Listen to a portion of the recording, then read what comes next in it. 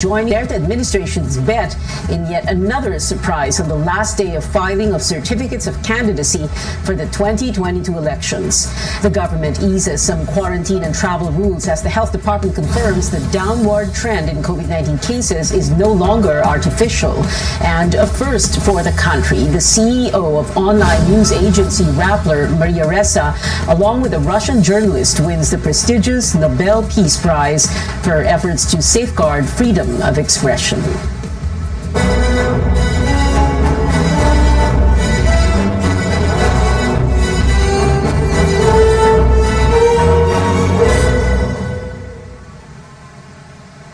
The Commission on Elections wraps up the filing of certificates of candidacy for the 2022 polls. For the past week, we've seen political veterans, the unexpected tandems, familiar faces, newbies, and even ordinary Filipinos with interesting platforms, all of them formalizing their bids for public office. Today's biggest surprise, though, was from a faction of the ruling party, the PDP Laban, Senator Bato de la Rosa running for president. Our Tristan Nadalo joins us live from Sofitel's Harbor Garden 10. Tristan, tell us more about this.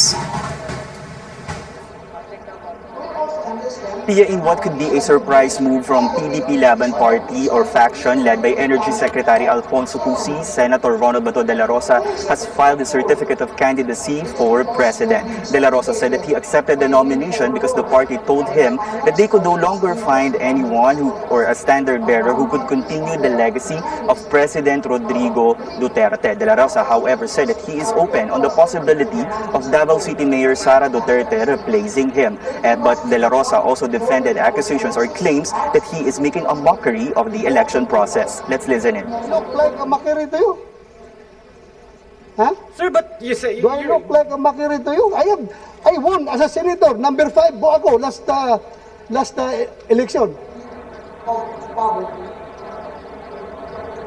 Also earlier, President Duterte showed his full support to the PDP Laban senatorial slate to file their COCs this afternoon. It includes Chief Presidential Legal Counsel Salvador Panelo, Agrarian Reform Secretary John Castriciones, the ICT Secretary and former Senator Gringo Honasan, Presidential Anti-Corruption Commission Chairman Greco Beldica, and House Deputy Speaker Rodante Marcoleta, as well as Robin Padilla and broadcaster Ray Langit. Mocha Uson also filed their COC for party list representative under MOCA or Mothers for Change party list. The president did not give a speech and immediately left after endorsing and taking photos with the PDP Laban bets. In the meantime, Senator Kiko Pangilinan also filed his COC for Vice President this morning. He was accompanied by Vice President Lenny Robredo.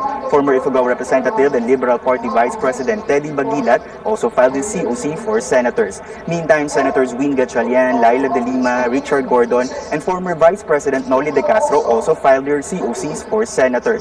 The race for party list groups also heats up with star-studded aspirants Nora Honor, Carla Estrada, and party list led by actor Tom Rodriguez filed their COCs. Overall, the Commission on Elections said that the week-long conduct of COC filing nationwide was peaceful, but it ain't over until it's over because the substitution period is still until November 15. Back to you, Pia. Tristan Nadalo there reporting.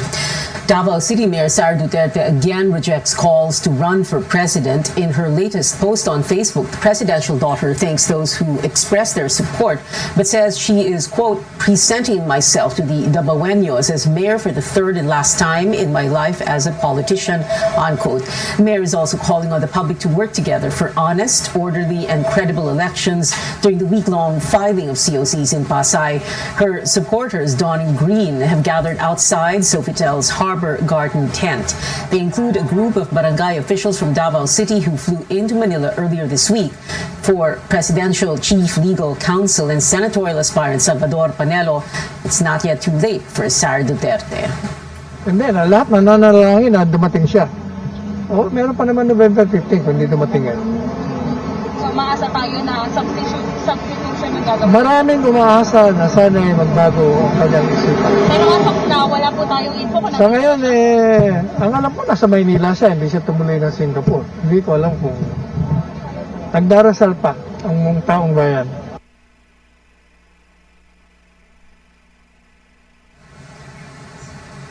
expect surprises or last-minute changes if aspirants make use of the substitution option. Now, how does that work? First, there's what the COMELEC calls voluntary substitution, where an aspirant gives way to a fellow party member.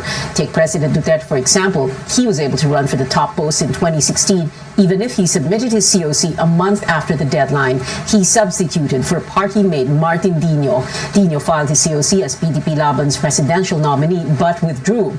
There is also involuntary substitution, which can be applied if a candidate dies or gets disqualified. A relative who shares the same surname may jump in until noontime of election day.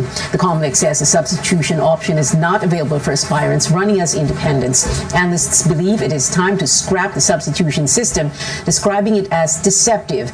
There is a November 15 deadline, so names in the ballot will only be finalized after that. You're fooling the people. You're lying to the people. From the very beginning, you already know what you want to do. And then you just pretend that you've changed your mind. The COMELEC says it will issue a tentative list of COC filers this October 29th. Now, the opposition tandem has been revealed. Vice President Leni Robredo picked Senator Francis Kiko Pangilinan as her running mate. But what made her choose Pangilinan, and why is she running as an independent? Our senior correspondent, Adhd Alimario, gives us details. It's official. Vice President Leni Robredo and Senator Francis Pangilinan are the faces of the opposition in next year's elections. Facing the media for the first time, Robredo explained why she chose Pangilinan. Unang-una, matagal na kami magkasangga sa laban. Pangalawa, shared yung aming mga paniniwala, mga prinsipyo, mga aspirations para sa bayan. Paano namin dadalhin yung bayan? Pangilinan turned emotional as he accepted Robredo's challenge. Ang pangarap ko para sa bayan, sana all may trabaho at maayos na kita. Sana all may sapat na pagkain sa mesa. Sana all may bakuna. Sana all ligtas. Ligtas sa sakit.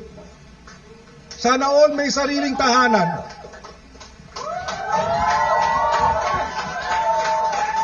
Sana all makapagtapos ng pag-aaral.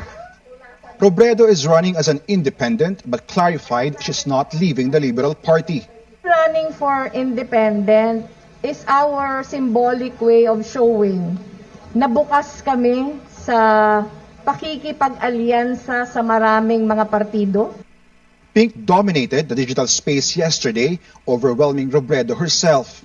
Why the particular color? She says it's become a symbol of protest. Ang nilalabanan natin ngayon, hindi lang yung pagbabalik ng anak ng diktador, pero ang nilalabanan natin ngayon, masamang pamamahala, na siya yung nagiging sanhi na mga problemang pinagdadaanan natin ngayon, yung bulok na klase ng politika na paulit-ulit nangyayari sa atin ngayon. The presidential hopeful points out color doesn't define a person but one's choices. The tandem will reveal its senatorial slate next week, but has so far named re-electionist Senators Risa Ontiveros and Laila De Lima, former Senator Sonny Trillanes, former Congressman Teddy Bagilat, and human rights lawyer Shell Jokno. Robredo says the idea is to get from different groups and political parties. As to the future of unity talks, While our lines remain open, yung focus na ngayon is uniting, hindi yung mga principals, pero uniting yung taong bayan. Robredo admits Isko Moreno's stance on the Marcos family in a way affected her decision to run, stressing that the Marcoses are non-negotiables for her. Moreno has said he admired the late dictator at some point for being a visionary, but added that martial law must never happen again. Last year, President Duterte threatened Robredo that he'll make her presidential run a nightmare. Her response, it's no longer her problem. She also tells the president to just focus on the pandemic. Adhd Alimario, CNN Philippines. Moreno, in response questions if Robredo proceeded with her presidential bid on the basis of the Marcoses, he also hit the vice president, saying she cannot speak of unity considering she's running as an independent and not under her own political party. Robredo is chairperson of the Liberal Party. Coming up on Newsnight, a tropical depression is bringing rain to parts of the country. Find out which areas are affected. And we get up close with Senator Bato de la Rosa, who filed his certificate of candidacy for president just this afternoon. He joins us live when we return.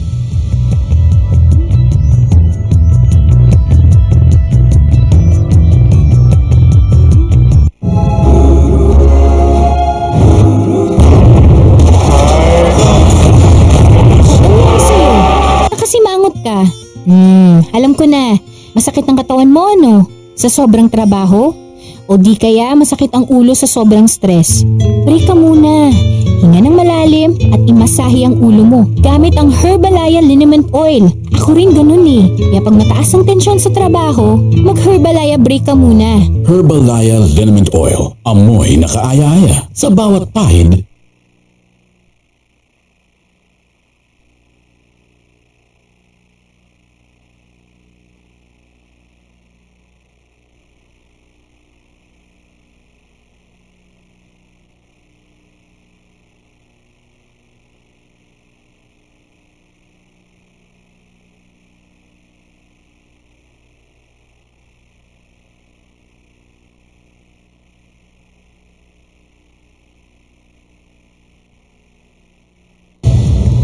Welcome back to Newsnight, where we go above and beyond the headlines. Pag-asa forecasts rains in parts of the country because of Tropical Depression Maring. It was last spotted east of Catarman in northern Samar. The Weather Bureau says storm signals are unlikely to be raised and that Maring may weaken in the next 24 hours, but it may merge with a tropical cyclone still outside Philippine territory.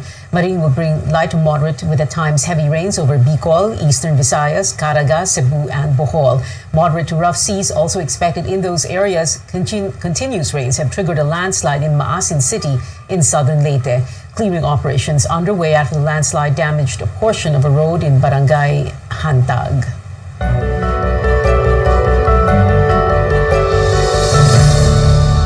The Interagency Task Force gives the go signal for the shorter quarantine of inbound travelers. Its spokesman, Harry Roque, says those coming from green or yellow areas only need to undergo a 10-day facility-based and home quarantine from the original 14 days. But this is exclusive to fully vaccinated individuals. Roque says those unvaccinated or partially inoculated must still complete the 2-week quarantine. The same applies to travelers whose vaccination status cannot be validated. Green and yellow countries are those tagged as low and moderate risk. Meanwhile, more people are now permitted to go to areas under the lowest quarantine levels, or GCQ and MGCQ. The IATF says point-to-point interzonal trips will be allowed for the fully inoculated, senior citizens, persons with comorbidities or health risks, and pregnant women. This will also be imposed on individuals below 18, but strict compliance to health protocols must be observed. Now, the health department says the downward trend in COVID-19 cases is no longer artificial, citing the decrease in positivity and hospitalization rates. But it notes that the Cordilleras, Ilocos, and Cagayan Valley remain at high risk, and that cases in Bicol, Mimaropa, and the Zamboanga Peninsula are increasing. Meanwhile, the Food and Drug Administration says there is still no need for booster shots for now, citing data on breakthrough infections. Carolyn Bonkin tells us more. Over 2.5 million Moderna and AstraZeneca COVID-19 vaccines were added to the country's supply Friday. Much needed as the government moves to vaccinating the general population, including those aged 12 to 17. We are allocating more or less 45,000 to 50,000 muna initially for the pilot. But none is reserved yet for booster shots. On Wednesday, the vaccines are hinted on giving health workers booster shots anytime between November and January. But Health and Food and Drug Administration officials are on the same page. It's not yet time for booster shots. Wala naman tayong nakikita na nagwe-wane yung protection ng mga vaccine, no? Wala naman tayong nakikitang pagdami ng nagkakaroon ng breakthrough infections through time. Napag-aralan na po ng ating mga eksperto itong booster doses or third doses. Nakita po dito sa mga pag-aaral na sinagawa na wala pa hong sapat na ebidensya para magbigay tayo ng third doses sa ngayon. FDA's latest data show breakthrough infections account for less than 1% of the fully vaccinated. 516 COVID cases and 14 deaths out of 20 million. Majority had Sinovac and are aged 18 to 39. Kaya yung nakikita rin naman natin breakthrough infection, reflected din naman no, on the proportion ng vaccines. Walang namamatay dito sa 18 to 39 age group ng mga vaccinated. Kahit 5% lamang yung senior citizens na nagkakaroon ng as percentage of the breakthrough infections, all the deaths are almost coming from the senior citizens. This is only based on community reports to the FDA. Breakthrough infection refers to COVID infection 2 weeks after a person completed the vaccination. The health department says it also did a survey among 10,000 health workers. While 90% wanted a booster, only half are willing to take it without experts' recommendation. Hindi sarado ang ating, hindi tayo sarado sa booster. We also would like to recommend that, but we need to complete the evidence. Several countries like the US already give booster to people with compromised immune system. There were already reports of waning efficacy of vaccines like Sinovac, Pfizer, and AstraZeneca at about 6 months. If that's really the case, infectious diseases expert Dr. Regine Solante tells CNN Philippines there could be an uptick on breakthrough infections by the end of the year. Caroline Bongkin, CNN Philippines.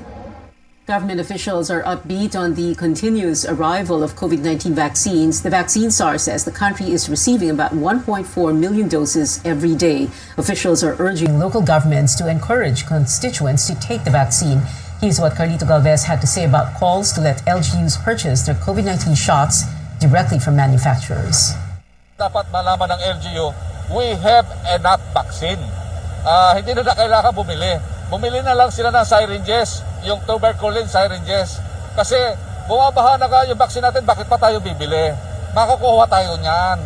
Ang ano natin, tsaka unang-una, walang manufacturer na gusto na diretsyo. Gusto nila yun sa gobyerno kasi mas mabilis. Ang ano natin siguro, magkaroon tayo ng programa, maybe 2022. Pero sa ngayon, marami na po tayong vaccine.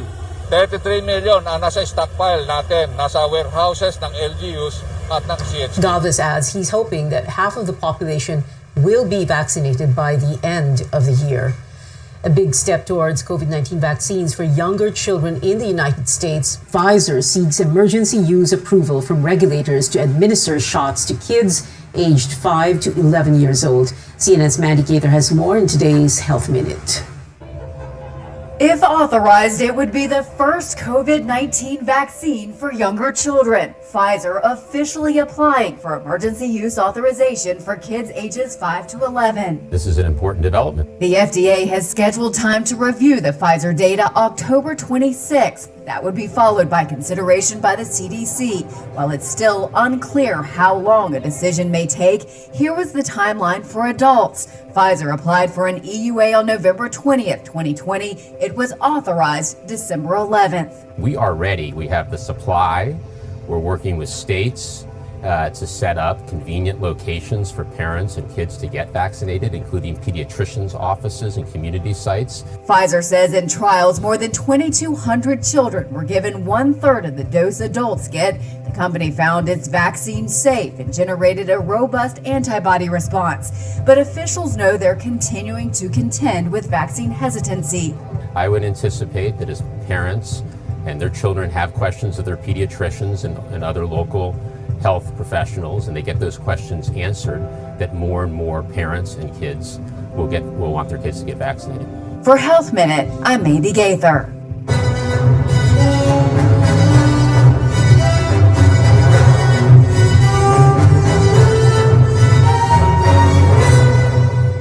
Updates now on the last-minute additions to hopefuls for local posts here in Metro Manila.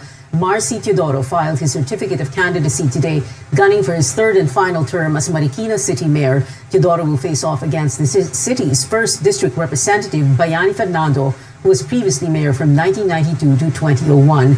The two were once longtime allies, but their cooperation turned sour when Teodoro complained of Fernando's encroachment in a portion of Marikina River that the former believes contributes to flooding in the city. In Manila, retired police officer Elmer Hamyas joins the mayoralty race known as the Barako ng Maynila. Hamyas ran for vice mayor in 2019 but lost to Hani Lacuna, who is also gunning for the city's top post next year. The daughter, former Manila Mayor Alfredo Lim, hopes to follow in his footsteps. Cristina Lim Raimundo filed her certificate of candidacy today for mayor with Lucy Lapinig as her running mate. Now, over in the region, Cebu Governor Gwen Garcia formalizes her re-election bid. Garcia will go up against former Tourism Secretary Joseph Ace Durano, who criticized her pandemic response efforts. She shrugged off the criticism, saying Durano only made noise when election season neared. Garcia was previously Cebu governor from 2004 to 2013. In Albay, Legazpi City Mayor Noel Rosal will run for governor of the province. Rosal will challenge incumbent Governor Al Francis Bichara, who is running for his third and final term. Rosal's wife, Geraldine, also filed her COC, aiming to succeed him as mayor. When we return and up close with presidential aspirant Senator Bato de la Rosa, we'll be right back.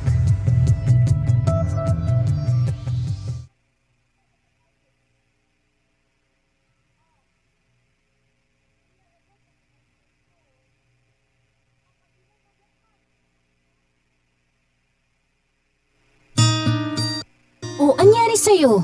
Ba't nakasimangot ka? Alam ko na. Masakit ang katawan mo, ano?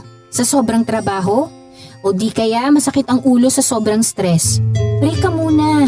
Hinga ng malalim at imasahe ang ulo mo gamit ang Herbalaya Liniment Oil. Ako rin ganun eh. Kaya pag mataas ang tensyon sa trabaho, mag-Herbalaya break ka muna. Herbalaya Liniment Oil. Amoy na kaaya-aya sa bawat pahid.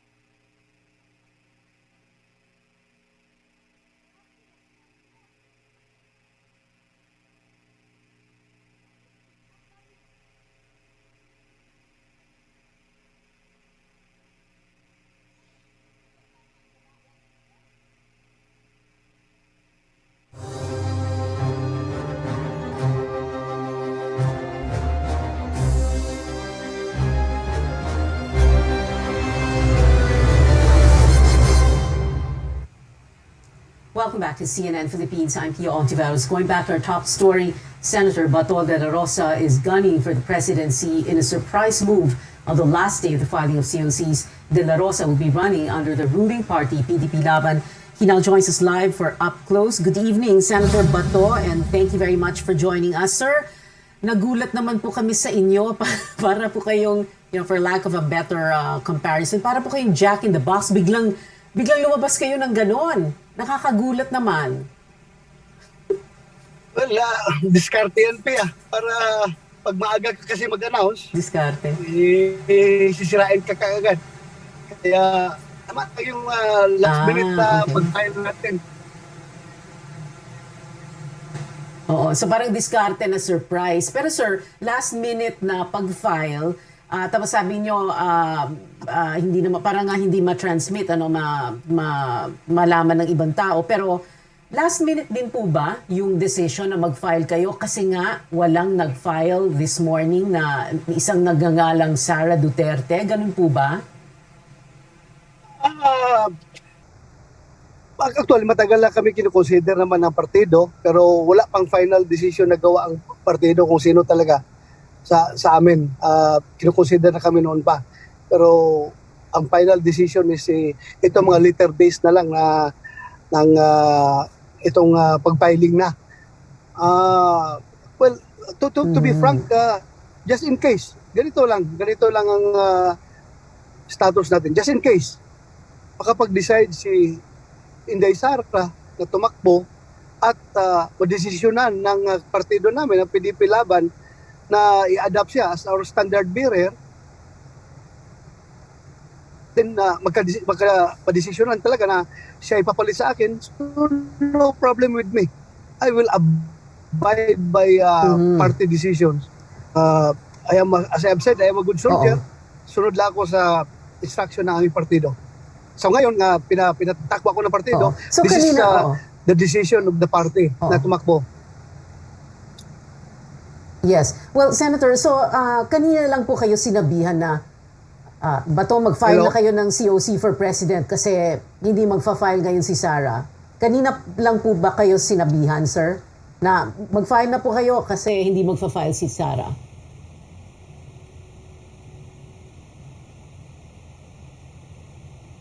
To be frank, Senator hindi Bato? hindi naman kanina lang. May mga usapan na kami kung pwedeng ako ang tumakbo as standard bearer ng aming partido. Hindi naman right away, kanina lang. Okay. Pero sir, ang problema lang po, paano po yung rules on substitution? Because ang kailangan po ata, miyembro din ng partido. Si Mayor Sara ba is a member of the PDP Laban? Hindi po ba siya ay miyembro and, a leader of the hugpong ng pagbabago? And if that is the case, paano po yun? Paano po siya magsa-substitute for you if, like you said, you're standing in there and if she decides na gusto niya tumakbo, you will step aside. So how is that going to happen kung hindi po siya member ng PDP Laban? May proseso naman na gagawin niya, no? But again, mahirap pangunahan si Mayor Inday. Depende nga kung gusto niyang tumakbo under the PDP Laban Party. At kung gusto man talaga niya at madesisyonan ng aming partido na siya i-adapt as our standard bearer, pwede naman siyang mag-take out kagad-agad at bibigyan ng kuna, then pwede siya tumakbo. Okay. But like you said, sir, this is a standby option, no? Basta't nag-file na kayo para meron ng standard bearer, para merong running mate si Bongo who's running for VP. Pero paano po kung matutuloy na nga? Paano po kung you will end up running for president because Sara Duterte will decide na, no, I'm not going to run for president and I want to run for mayor of Davao City? Well, in that case, kaya ako nag-file because I am running for the presidency. So, in that case, bakit? Aatras ba ako? Hindi ako atras kung ganun. Dito, I am decision na yan ng partido namin na ako magiging standard bearer, tuluyan ko na ito. Okay. Tuluyan natin. Okay, so itutuloy nyo. Tatakbo kayong presidente for as the standard bearer of the ruling party, the PDP Laban, if Sara does not change her mind about running for president. But at the same time, syempre, meron pa ring chance na hindi po kayo mananalo. So, and kung hindi kayo manalo, madali naman pong bumalik sa Senado dahil tumakbo lang naman po kayo noong 2019. Hindi po ba? So, all you need to do is return to the Senate and finish your term until 2025. Is that correct, sir? Yes, gano'n naman talaga maging senaryo. Manalo tayo, okay. matalo, may senador pa rin naman ako. Oo, that's right. Senador, and you won in 2019. You came in number 5. You had 19 million votes. And maybe that is what is giving you that confidence. No? But sir, now, the question here is, if you win, tuloy po ba yung drug war as President Duterte had run it? No? When you were Chief PNP, you were the first Chief PNP of President Duterte from 2016 June hanggang 2018. Tuloy po ba yon as it is, as it was? Would you also want to reinstitute yung Oplan Tokhang, which was very, which turned out to be very controversial? Well, alam mo, Pia, the reason why our party made the decision for me to run, dahil ang sabi nga ng aming partido is that walang ibang pwedeng makapagpatuloy sa legacy ng Duterte administration, kundi ako, yung droga, laban sa droga, yung sa krimen, sa corruption, sa terorismo, sa anti-insurgency. Ako ang napusuan na, napili nila na magpapatuloy. So, kung susurtihin tayo, ituloy natin yan. Yung problema sa NPA, pilitin natin matapos yan. yung problema sa droga, pagsisikapan natin kung merong mga kailangang refinement na gagawin sa ating mga policies, gagawin natin yan. Basta hindi tayo hinto sa ating laban sa droga, krimen, insurgency, terorismo at korupsyon. Kasi yan naman ang rason bakit ako pinili ng partido para ipagpatuloy ang nasimula ng ating Pangulong Duterte. So tuloy ang Oplan Tokhang, tuloy ang the fight against the communists to defeat the communist insurgency, tuloy ang NTF-ELCAC, for example, which is another very controversial feature of the Duterte administration. Pero tuloy pa rin po yung ICC probe, hindi po ba? Is that something on your mind at the moment, Senator Bato? Well, Pia, hindi naman siguro ako masabi natin na walang bayag. Ginawa namin yon para sa kabutihan ng ating bansa, para matahimik ang ating bansa, para ang mga anak ninyo ay makakapaglakad sa kalsada ng hindi namumulistya, para makatulog kayo ng mga himbing tuwing gabi, na walang akyat bahay na akyat sa bahay nyo na under the influence of drugs. Ginawa namin yun. So, kung meron man kami kakaharapin na problema, well, andito ako, hindi ako tatakbo. Harapin ko yan. May bayag tayo, ginawa natin yan, so harapin natin yan. So, ganun lang po yun. Okay. Senator Bato, maraming nagsasabi yes, na the other... mali yung... Sorry, please go ahead. Maraming nagsasabing mali ang... Yeah, kung maraming nagkikriticize na mali yung ginagawa natin war on drugs, marami rin naman ang nasasayahan. Marami rin nagpapasalamat sa ginawa nating war on drugs. So bakit natin ihinto? Okay. Well, Senator Bato, of course, bukod sa malaking problema sa drug war sa Oplan Tokhang, meron pang isa pa pong napakalaking problema, sir, and I hope you could still hear me, yung pandemic, no? But we're going to continue this discussion in just a bit. Babalikan po natin si Senator Bato de la Rosa after the break. We'll be right back.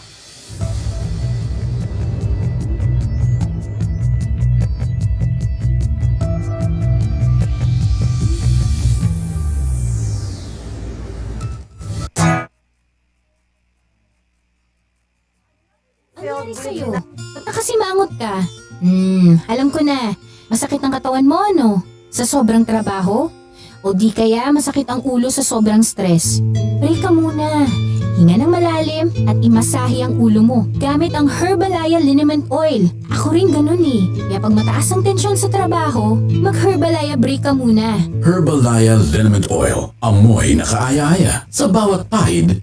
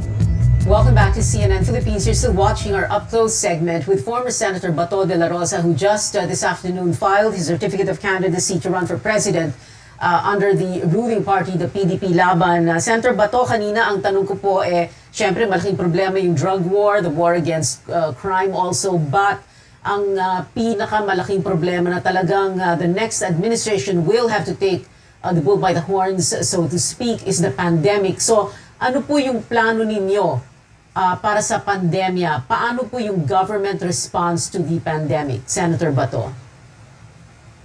Well, gagawin natin yan para makarecover tayo sa epekto ng pandemic. Kung mapala rin man, dapat kumuha tayo ng magaling na economic team natin para siguradong maganda yung mga gagawin natin programa. Yun po ang ating gagawin. Hindi tayo kukuha ng mga economic team na mahina. Dapat yung malalakas para gaganda yung takbo ng ating bansa economically. As I have said, hindi ko forte yung ekonomiya, hindi ko forte yan, pero I'm willing to listen to advisors. Okay, so a team of very good economic experts. Paano po yung health experts, sir? Or you would hire, you would get Francisco Duque to be your health secretary again? Same team ngayon? Para bang yun po ba yung kukunin nyo para i-handle yung pandemic? Hindi naman si Duque lang ang magaling. Marami pa naman dyan. So, pwede naman siguro tayo kumuha ng magagaling na health experts na para tumugon sa problema ng pandemya, di ba? Okay. Senator Bato, I remember the day after the elections na interview ko po kayo and tinatanong ko po, you said that kung merong, and I paraphrase, no, kung merong mga seminar dyan na pwede kong i-attendan, I will go to those seminars, etc. And that kind of stuck to people's minds, no. So now the question is, if you're running for president, you filed COC for president, so ngayon pa lang talagang puspusan na ang inyong paghahanda para maging pangulo. You will really do everything in your power to prepare just in case you do run and you do win as president. Yeah, kailangan talagang mag-prepare ka. Pero Pia, you have to take note na yung sinabi ko na kailangan ko magpa-train dahil nga legislation is a new world for me. I have been with the executive branch of government in my whole life. First time na ako, bago lang ako nalipat sa legislative. So, ito naman pagkapangulo ay more on execution of laws, more on administration. So, I think hindi na ako ganong mahirapan. Doon lang ako nahirapan sa pagiging senador. Okay. Dahil nga, Mahirapan po. bago sa akin yun, bago. Oo. Mahirapan po ba kayo, Senator Bato? Halimbawa, President Bato na po kayo, no? Tapos, syempre, ang may Senado. Ngayon kasi, nag-iimbestiga ang Senado sa mga umano'y anomalya sa pandemic response funds, no? At sabi nga ni Presidente Duterte, ayaw niya na sumabak dyan yung mga cabinet officials niya. Is that how you will also handle the way the Senate is investigating the executive's handling of the pandemic response funds? Anong tanong mo, Pia? Hello? I'm sorry, sir. What did you say? Yeah. Hindi niyo po ako narinig? Yeah, hindi klaro yung tanong. Pakiulit, please. Okay. Oo, kasi sabi nyo kanina, hindi kayo mahihirapan sa executive kasi nanggaling naman po kayo doon, nag-chief PNP po kayo. So kung babalik kayo sa executive, maging President Bato de la Rosa kayo, how will you handle Senate investigations into the government's pandemic response? Well, I understand perfectly well about the principle of separation of powers. It is enshrined in our Constitution. Iba yung trabaho ng executive, ibang trabaho ng legislative, iba ang trabaho ng judiciary. So, irerespetuhin ko yan, yung separation of powers. Kasi, that is very important. Yung doctrine of checks and balances ay dapat mananatili yan. Kaya I know how to deal with it. Okay, well, that's very good to hear. And Senator Bato, isang pahabol na lang and very brief answer from you. Ano po yung pangalan na nakalagay doon sa Certificate of Nomination na ginawa ni Secretary Cusi? Pangalan niyo po ba yun nandun or pangalan ni Sara Duterte or ibang pangalan? Hindi ba pwede yan? Hindi matatanggapin ng kumilik yan kung pangalan ng ibang tao nakalagay doon tapos mukha ni Bato ang yung original, sir, yung una. Oo. Anong una? Yung una, kasi 'di ba meron daw certificate of candidacy, may pangalan na sana eh. Tapos ayaw pa sabihin ni Al Cusi kung sino 'yon. So sino 'yon? Kaninong pangalan 'yon? Sige na sir, sabihin niyo na. 1 minute to go before we exit. Ako 'yon. Ikaw, Sabi nga ni Secretary Cusi, meron siyang surprise na candidate. So ako 'yon. Na-surprise na silang lahat. Okay. So kayo yung kayo po yung humindi dati? Ganun ba? Kasi sabi niya before, a few days ago, kasi ayaw nag-decline eh. Sino yon? Sino yung nag-decline? Kayo po ba yon? Ay, hindi ako yun. Hindi ako yung nag-decline. O iba. So sino yon? Si Sara yon? Sino po yon? I don't know. I don't know kung sino yun. Dali. You don't know? Sige. Hindi ko alam. Okay. Anyway, Senator Bato de la Rosa, sir, thank you very much for joining us here on Up Close on Newsnight. Salamat po, sir. Create more livelihood opportunities for Filipinos even beyond the COVID-19 pandemic. That is the long-term goal of a diversified conglomerate with its programs. Over 200 residents of the San Miguel Christian Gayeta Village received their paychecks from the Dole Tupad program after completing temporary work. But San Miguel Corporation, in partnership with the government, is hoping to help them find housing and stable income to last even after the pandemic. Ang atin pong programang pabahay dito sa pamumuno ni Ginoong Ramon Ang ng San Miguel Corporation ay hindi natatapos sa pagpapalipat lamang ng mga residente sa baybay dagat ng laylayan ng Sariaya, Quezon. Ito po ay may kasamang pangkabuhayan. Kagaya nitong event natin ngayon, meron tayong tupad payout. Isa sa mga programa ng gobyerno yung pagbibigay ng tulong pangkabuhayan para sa ating mga displaced workers. So, ito po ay na-access natin. SMC also encourages individuals to avail of TESDA's free skills training programs, including hog raising and organic farming, with the grand opening of San Miguel Market next week, where farmers and fishermen can sell their goods. The conglomerate hopes to equip residents with skills to live sustainably.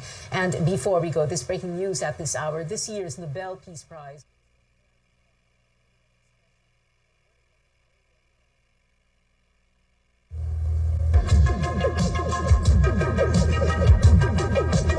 RPN, Radio Philippines Network Incorporated, DXKO.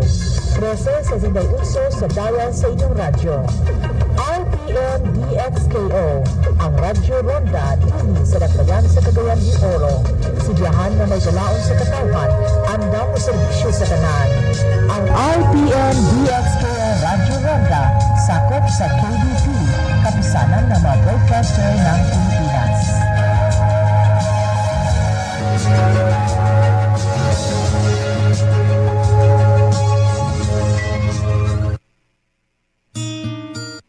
O, anyari sa'yo? Ba't nakasimangot ka? Alam ko na. Masakit ang katawan mo, ano? Sa sobrang trabaho? O di kaya masakit ang ulo sa sobrang stress? Break ka muna. Hinga ng malalim at imasahe ang ulo mo gamit ang Herbalaya Liniment Oil. Ako rin ganun eh. Kaya pag mataas ang tensyon sa trabaho, mag-Herbalaya break ka muna. Herbalaya Liniment Oil. Amoy na kaaya-aya sa bawat pahid.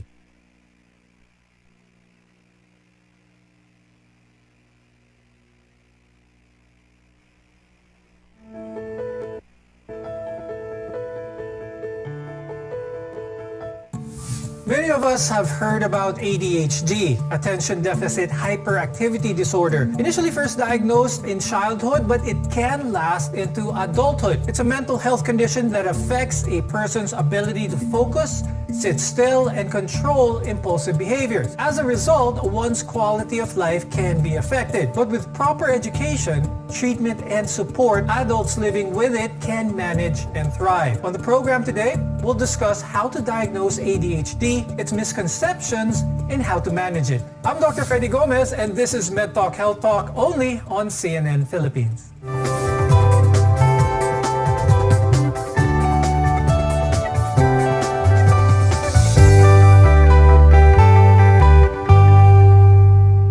ADHD often goes unrecognized throughout childhood, but the more responsibilities we have as we get older, the greater the demand on our capacity to focus, stay organized, and be reliable.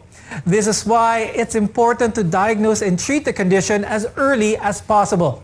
Let's welcome our guests for today.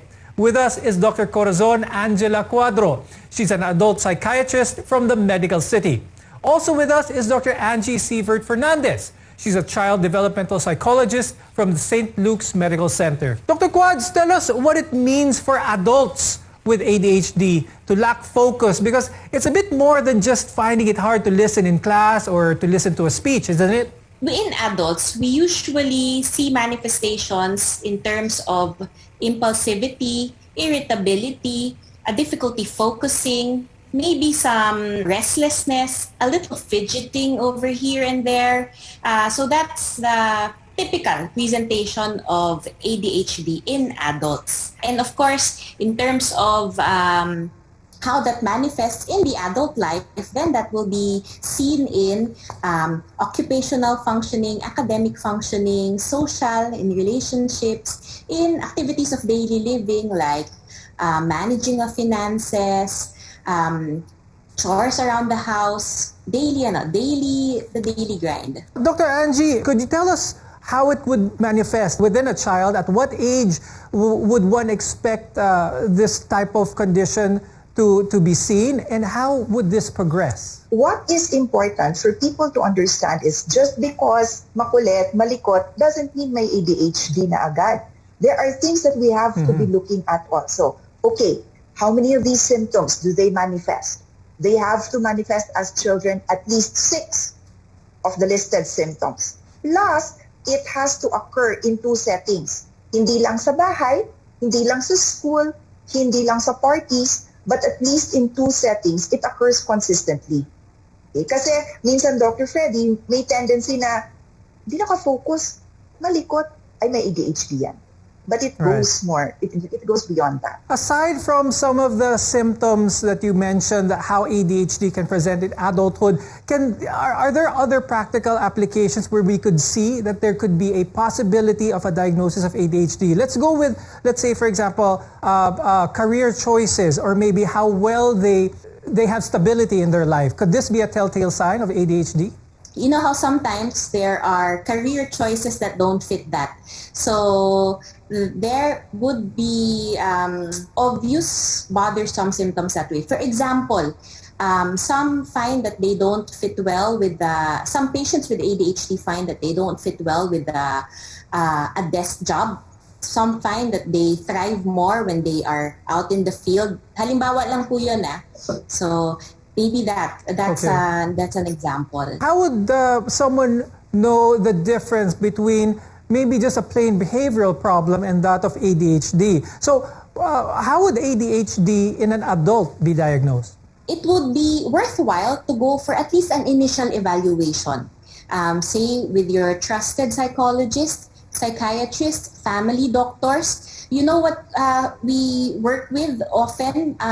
School guidance counselors, college or university faculty or administrators, and human resource staff, because they do pick up some of the possible symptoms that would warrant at least an initial evaluation or screening. What are some of these factors kaya that could affect someone to develop ADHD early on? The research will tell us that genetics might be is a factor. There's a genetic link when it comes to ADHD. There are, let's say, associations, causal associations, we call it, like for example, maybe between alcohol use during pregnancy and all of these things, no, or premature birth, or exposure to lead paint in childhood. These are some things that may be causal, but are not definite yet. And when it comes to managing or lessening the exacerbations of the symptoms, Dr. Angie, would you say that it is somewhat more beneficial if the ADHD was spotted earlier? It's always best to diagnose it early. It's always best for early intervention to be provided to our children, because when the people involved in the care of the child have a better understanding that this is something the child has no control over, then it changes the way they relate to the child. Okay, and then it also teaches the child, when you catch it early, you can also make the child be aware of what are the difficulties that he is experiencing. What are these? You can tell them directly what they are. Then you can help the child manage it. Ang nangyayari kasi, Dr. Freddy, and over the years of, working with children with ADHD, there can be damage done over the years if this is not caught early. So for example, sasabihin, ang kulit-kulit, nakakainis talaga, hindi marunong sumunod, interrupt. And so the child gets name-called, the child gets ostracized. It can affect relationships. So imagine the impact of that on the child. If the child just thinks, siguro magulo lang ako, kung hindi niya alam. So there can be repercussions when it is diagnosed at a later age, and also because interventions are not provided. Now, symptoms of ADHD can make life difficult for the adults living with the condition. We'll discuss these challenges after a short break. Stay with us on MedTalk Health Talk. You're watching CNN Philippines.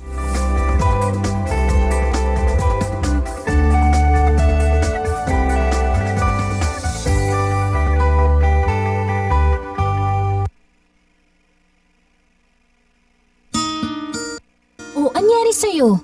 Ba't nakasimangot ka? Alam ko na. Masakit ang katawan mo, ano? Sa sobrang trabaho? O di kaya masakit ang ulo sa sobrang stress? Break ka muna. Hinga ng malalim at imasahe ang ulo mo gamit ang Herbalaya Liniment Oil. Ako rin ganun eh. Kaya pag mataas ang tensyon sa trabaho, mag-Herbalaya break ka muna. Herbalaya Liniment Oil. Amoy na kaaya-aya sa bawat pahid.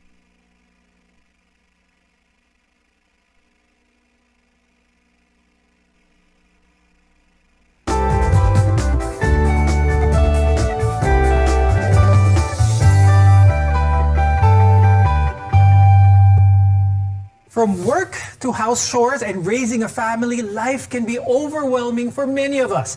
But these aspects of daily life can be an even bigger struggle for adults with ADHD. Today, we'll discuss the complications they face and some of the misconceptions of the condition. I'm Dr. Freddy Gomez. Welcome back to MedTalk Health Talk, your partner in healthcare. Dr. Quads, ADHD can make life difficult for anyone. What are some of the complications that can arise kapag adult na ang isang tao may ADHD?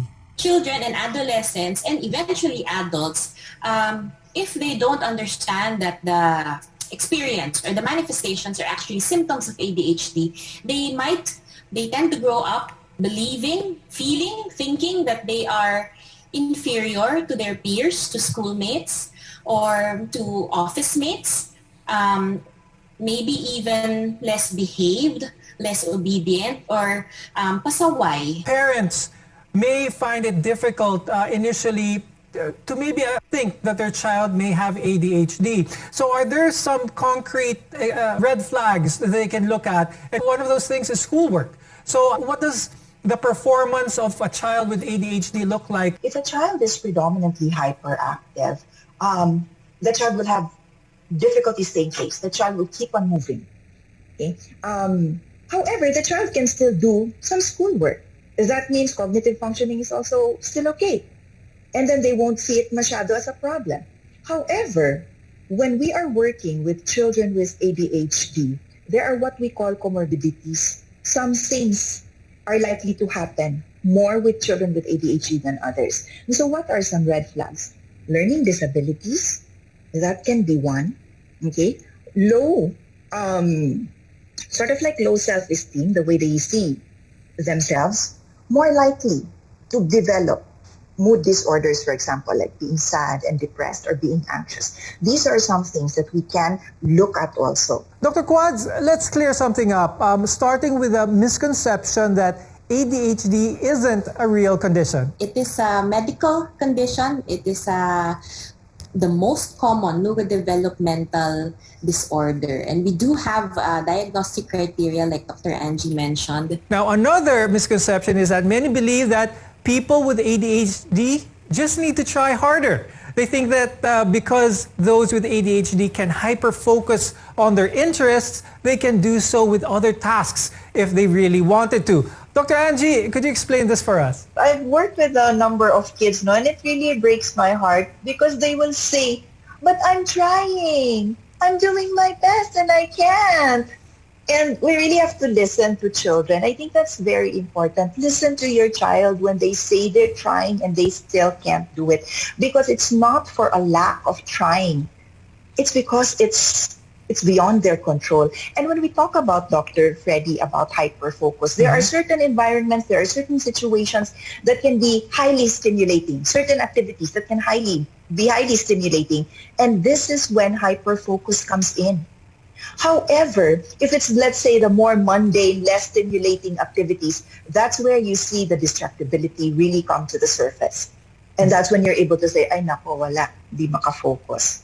Now, another misconception is that kids will outgrow ADHD, but many adults are living with this condition. Dr. Angie, discuss this a little bit more with me. Is it possible if a child is diagnosed with ADHD, they can outgrow it? They do not outgrow ADHD. Again, we said it's a neurodevelopmental disorder. It's brain-based, it's biological. Once you have it, you live with it for life. However, the difference there would be the ability to manage it better. It may not ever go away. However, your capacity to manage it, to live a good life despite having ADHD, can happen. If you've been diagnosed with ADHD, you can learn to manage your condition and, better yet, thrive.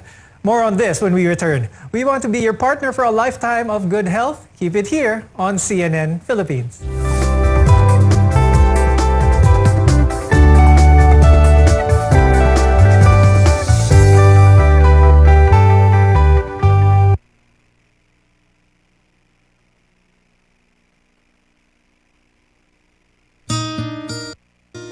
Sa'yo? Ba't nakasimangot ka? Alam ko na. Masakit ang katawan mo, ano? Sa sobrang trabaho? O di kaya masakit ang ulo sa sobrang stress? Break ka muna.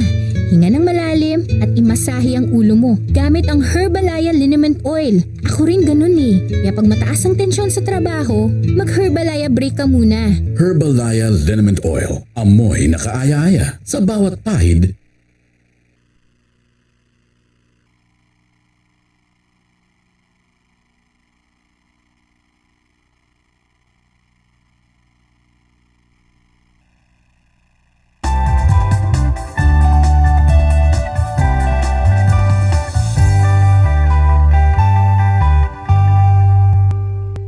I'm Dr. Freddy Gomez, and this is Med Talk Health Talk, where your health comes first. Dr. Quads, I'd like to ask, what are some of the ways to manage ADHD in adults? When we manage ADHD, we will target, the strategy is also multifactorial, multidisciplinary. So a combination of pharmacologic and non-pharmacologic interventions. So we have medications for ADHD along with cognitive therapy, behavior therapy, lifestyle modification, and enhancing coping techniques. So, combination po siya. Now, Dr. Angie, we heard how ADHD is managed in adults. Pag na-spot ito early on, is this the same type of approach that you go for kids? Again, depending also on the severity, we have to be looking at, are the ADHD symptoms mild, moderate, or severe? If it's mild, okay, let's go for counseling, let's go for occupational therapy, let's go for behavioral therapy, let's go for accommodations within the environment, for example. Let's go for lifestyle changes, for example, making sure that the child has physical activity, good food, enough sleep, all of these things. However, if it's moderate to severe and the symptoms are really, there's a high number of symptoms and it affects the functioning of the child, then we also recommend that they see the psychiatrist for possible medication. Dr. Angie, do we have this type of support system, classes, courses that can help not just the person who has ADHD, but the families or the loved ones around the individual? Family education is very important. No? When we do assessments, that's one of my main recommendations, education for the parents and for the other family members, because it makes a huge difference when we understand our children better. And yes, there are opportunities. Like, for example, there's an ADHD organization in the country. And then they have webinars, they have education opportunities for parents, for children, and for siblings, even for teachers and caregivers, other caregivers. So that's possible. Psychological organizations, education organizations, or even medical associations, or centers in hospitals. They have all of these trainings, conferences, and talks for parents that can educate parents. And mismo, us, psychologists, or like Dr. Quads, as psychiatrists, we can also take it upon ourselves to educate the parents and let them understand better how to support their kids having ADHD. Is stigma a problem when it comes to trying to spot or diagnose a child with ADHD early? Yes, it is. Because the parents will label the kids generally. Ang kulit, ang gulo, nakakaya naman to. You don't want to bring him to a social gathering. You don't want to, when people are over the house and he's so magulo and he keeps on interrupting. So it matters to the parents and even to the teachers, because the teachers also have a difficult time managing the behavior and can start labeling, can start picking up, calling the attention of the child more often. Now let's talk about medication, because this can also be prescribed for adults with ADHD. And studies show that majority of adults with ADHD who take medication have big improvements in their symptoms. Dr. Quads, what are some of the different types of medication available for those diagnosed with ADHD? The most useful medications for ADHD are what we call stimulants. It might seem counterintuitive. Right. So why are we giving stimulants for a hyperactivity disorder? But that actually reflects our understanding of ADHD as a medical disorder. ADHD is not a matter of kulang sa focus or hyperfocus. It's precisely that. It's a hyperfocus, kulang sa focus. It's a dysregulation. Okay, or an irritability, yung likot. So generally, it's a problem with the regulation. So accordingly, in terms of medications, our stimulant medications or ADHD medications in general target to help regulate those cognitive functioning. Dr. Quads, are there any significant side effects that viewers should be wary about when it comes to medications for ADHD? So you could imagine something like a caffeine effect, palpitations, some disturbance with appetite. Okay, but other than that, I would like to take this chance to address the most frequent concern with ADHD medication, which is are ADHD medications habit forming or addictive? While there may be that risk for addiction, especially with, say, for example, the amphetamine-like substances or stimulants, this risk is very, very manageable. Okay, especially because we work closely with our patients, or our families work closely together. So the risk for dependence is very much controlled and closely monitored. But I'd like to just remind our viewers that no two adults with ADHD are the same. So don't think that the medication for one, what is prescribed for one, would work on someone else with ADHD. So the take home from this is work with your doctor to find a treatment plan that suits you best, whether it be medication, therapeutic, or a combination of both. Dr. Angie, before we go, do you have any additional tips for managing ADHD? One of the most important for me, is looking at the child as a child. First and foremost, he is a child. ADHD is just a condition. So he's a child with ADHD. And he is also struggling. He is trying. He's having a difficult time. And what we need to do is understand, listen, and support our children the best way possible. And we can do this by seeking help if we are unable to do it ourselves at home. And Dr. Quads, any advice for those adults who may have or who do have ADHD? What we aim to do is to streamline management per patient. And that's what health education or psychoeducation with the family also targets to do. We want to streamline and as best we can tailor fit the management for each individual with ADHD. I'd like to thank adult psychiatrist Dr. Corazon Angela Cuadro and child psychologist Dr. Angie Sievert Fernandez for guiding us on today's episode. I'm Dr. Freddy Gomez and we'll see you again next time. Stay safe, everyone.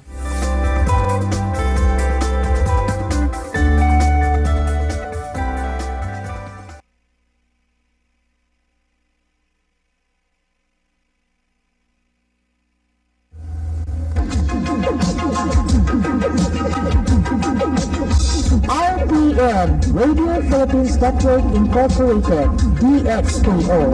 13 sa Utso sa Dayan sa inyong radyo. RPN DXKO, ang Radyo Ronda dili sa Dakbayan sa Cagayan de Oro. Sibiyahan na may galaon sa katawhan, andam na serbisyo sa tanan.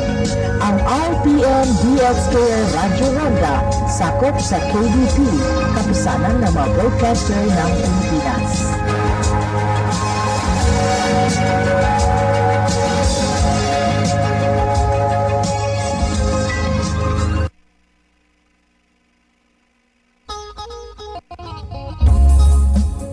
Ani-ana niining sibihan inyong masundan, pagtanaw o pagpaminaw ang tulumanon sa Back to Christ Revelation Healing Crusade of Father Lahi.